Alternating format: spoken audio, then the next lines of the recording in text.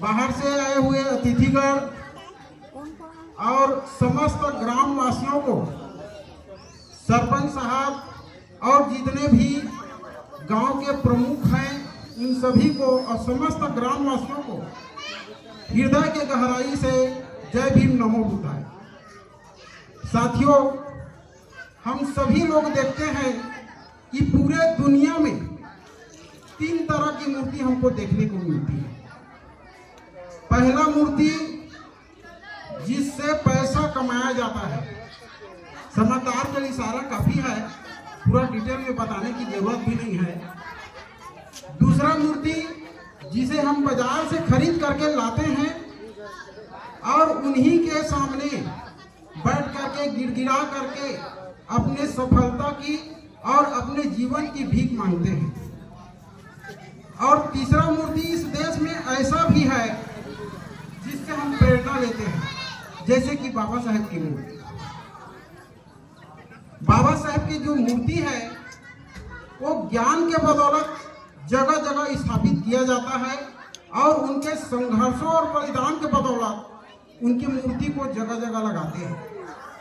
अगर देखा जाए तो प्राय सभी गांव में बाबा साहेब की मूर्ति लग चुकी है, लेकिन सिर्फ मूर्ति को लगाने से ही हमारा काम खत्म नहीं होता है, हमारी जिम्मेदारी खत्म नहीं होती है।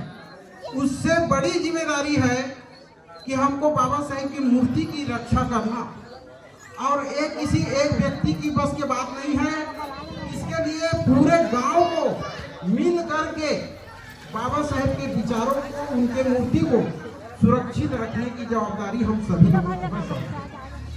क्योंकि जगह जगह आए दिन सुनने को मिलता है कि कहीं पर बाबा साहेब की मूर्ति को अपमानित करते हैं, तोड़ देते हैं। ऐसी घटना हमको जगह जगह सुनने को मिलती है। तो हमारी जवाबदारी है कि बाबा साहेब की मूर्ति तो लगाए हैं, ये किसी एक व्यक्ति का नहीं है, ये पूरे गांव का है। क्योंकि जो कोई भी इस रास्ते से गुजरेगा और बाबा साहेब की मूर्ति को देखेगा तो उनको एक प्रेरणा मिलेगी कि बाबा साहेब जो है हमारे गांव में स्थापित हुआ है, उनके विचारों को आगे बढ़ाना है। ऐसे करके सभी लोगों को प्रेरणा देना है। तो साथियों, बाबा साहेब का संदेश क्या था, इसके बारे में थोड़ा 2 शब्द बोलना चाहूंगा। यदि कोई महापुरुष अपने जीवन के अंतिम समय में किसी बात को लेकर के रोता है तो इसका मतलब है कि अगर उसको 2-4 साल की जिंदगी और मिल जाए तो सबसे पहले वो उसी काम को करता है।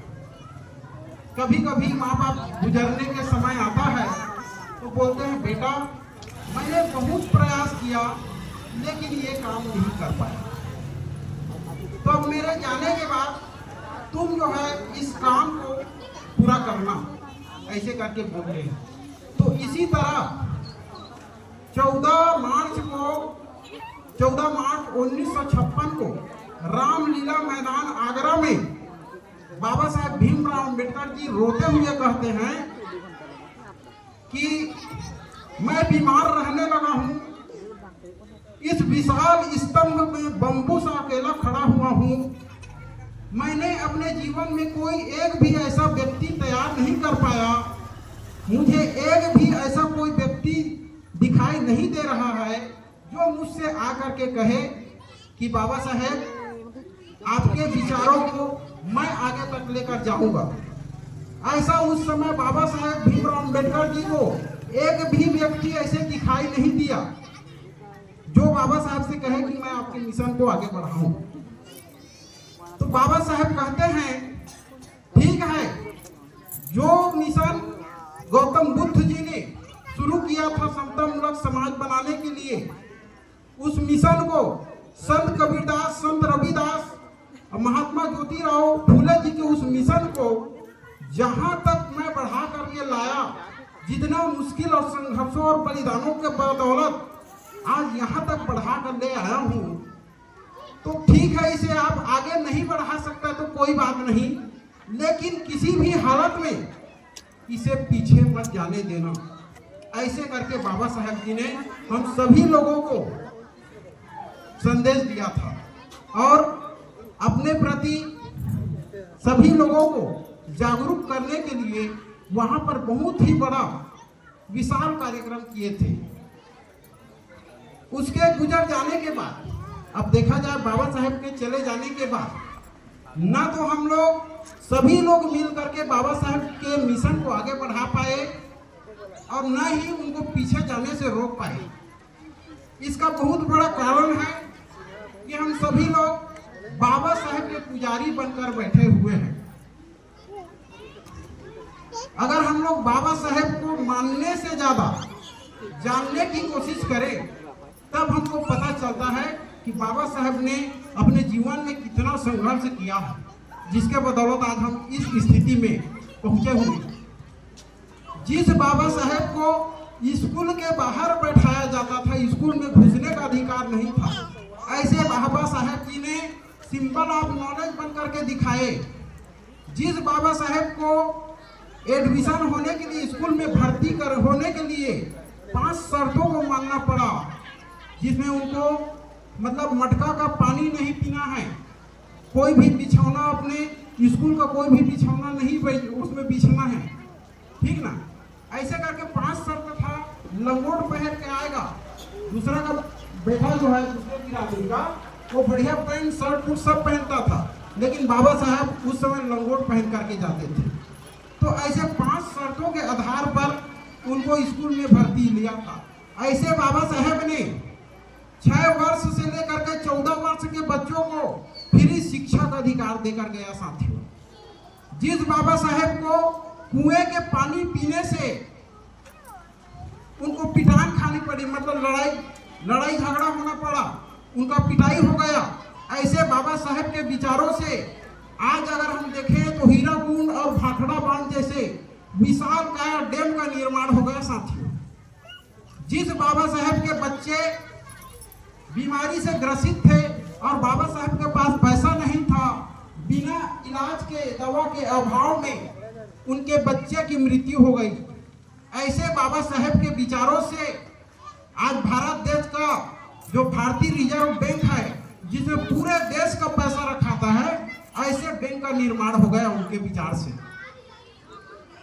इस तरह से देखें तो आज हमको जितना भी अधिकार मिल रहा है, चाहे वो आरक्षण का अधिकार हो, चाहे वो शिक्षा का अधिकार हो या वोट देने का अधिकार हो, जितने भी अधिकार आज जो हमको मिल रहे हैं, उनके लिए बाबा साहब ने अपने जीवन को पूरा संघर्ष से और पूरा परिश्रम से और अपने 4 बच्चों और बीवी की कुर्बानी दे करके, अपने पत्नी की कुर्बानी दे करके ये जितना अधिकार दिया है, हमको दिया है साथियों। अब हम लोगों का जवाबदारी है कि उनके मिशन को आगे बढ़ाएं, क्योंकि आज जितने लोग भी हैं सभी लोग बाबा साहब के कर्जदार हैं। तो अगर हमको बाबा साहब का उस कर्ज को उतारना है, चुकाना है, तो हमको उनके मिशन को आगे बढ़ाने की जरूरत है। और आगे बढ़ाने के लिए टाइम, टैलेंट, ट्रेजरी का उपयोग हमको करना होगा। जिस व्यक्ति के पास टाइम है, समय है, वो समय मिशन को आगे बढ़ाने के लिए दे। जिस व्यक्ति के पास पैसा है तो पैसा मिशन को आगे बढ़ाने के लिए दे। और जिस व्यक्ति के पास दिमाग है, बोलने का तरीका जानते हैं, ऐसे व्यक्ति अपना जो दिमाग है, टैलेंट है, वो समाज को दे। तो इन तीनों के माध्यम से हम समाज को आगे बढ़ा सकते हैं। और उसके लिए बाबा साहब ने एक संदेश दिया हमको, शिक्षित बनो, संगठित रहो और संघर्ष करो। तो शिक्षा कैसा? शिक्षा, आज तो हम सभी लोग शिक्षित हैं, तो आज जिस तरह हम शिक्षित हैं, ऐसे शिक्षा की बात बाबा साहब ने नहीं की। शिक्षा शेरनी का दूध तो है, लेकिन कैसा शिक्षा होना चाहिए? ऐसा शिक्षा हमको लेना चाहिए जो सही को सही और गलत को गलत कह सके। आज हम जो शिक्षा ले रहे हैं, हम पढ़ रहे हैं, लेकिन कौन सही है कौन गलत, इसकी पहचान हमको नहीं है। पढ़ लिख करके नौकरी में भी चले जाते हैं, लेकिन ऐसे शिक्षा का कोई महत्व नहीं साथियों, जो सही को सही और गलत को गलत ना कर सके। संगठित होने की बात कही है, लेकिन आज हम देखें तो विभिन्न संगठनों के माध्यम से हम अलग अलग बटे हुए हैं। और कहाँ पर संगठित होते हैं? जहाँ चौक चौराहे में जुआ खेलता हो, जहाँ 10-20 लोग बैठ करके पार्टी मना रहा हो, दारू पी रहा हो, ऐसे जगह में हम संगठित होते हैं। तो क्या बाबा साहब ने ऐसे जगह संगठित होने के लिए बोला है? बिल्कुल नहीं। आप ऐसे जगह संगठित होइए जहां पर समाज का कुछ विकास कर सके, समाज को आगे बढ़ाने की बात कर सके, ऐसे जगह संगठित होना है। अन्याय के खिलाफ लड़ाई लड़ सके, ऐसे जगह संगठित होना है। संघर्ष करो। जब हम सही शिक्षा ले लिए, संगठित हो गए, तो जो भी हमारे ऊपर अन्याय अत्याचार हो रहा है उसके लिए हमको लड़ाई लड़ना है, अपने हक अधिकार के लिए लड़ाई लड़ना है। तो इस तरह से बाबा साहब ने शिक्षित बनो, संगठित रहो, संघर्ष करो की बात हम लोगों को बताई है। लेकिन बाबा साहब अपने जीवन में जितना भी संघर्ष किया, लास्ट में उन्होंने निचोड़ के तौर पर देखा कि मेरा जो समाज है वो कैसे एकत्रित हो सकता है। तो कोई ना कोई विचारधारा हो जिसके चलते सभी लोग, हम लोग इकट्ठा हो सके। तो उस समय बाबा साहेब भीमराव अंबेडकर जी ने बुद्ध धर्म की शिक्षा सभी लोगों को दी थी साथियों, जिसके चलते हम सभी लोग संगठित हो सकते हैं। और बुद्ध धर्म में अगर हम देखें तो समता है, सभी लोग उसमें समान हैं, सभी लोग भाईचारा से रहते हैं और सभी लोग एक दूसरे के आदर करते हैं, सम्मान करते हैं। तो ऐसी धर्म की शिक्षा हम लोगों को बाबा साहेब ने दी थी। तो आज इस कार्यक्रम के माध्यम से बाबा साहेब के विचारों को आगे बढ़ाने के लिए हम सभी लोग प्रतिबद्ध हैं और आज के बाद जब भी जहां पर भी जाएं, बाबा साहेब के विचारों को आगे बढ़ाने का काम करें। इसी के साथ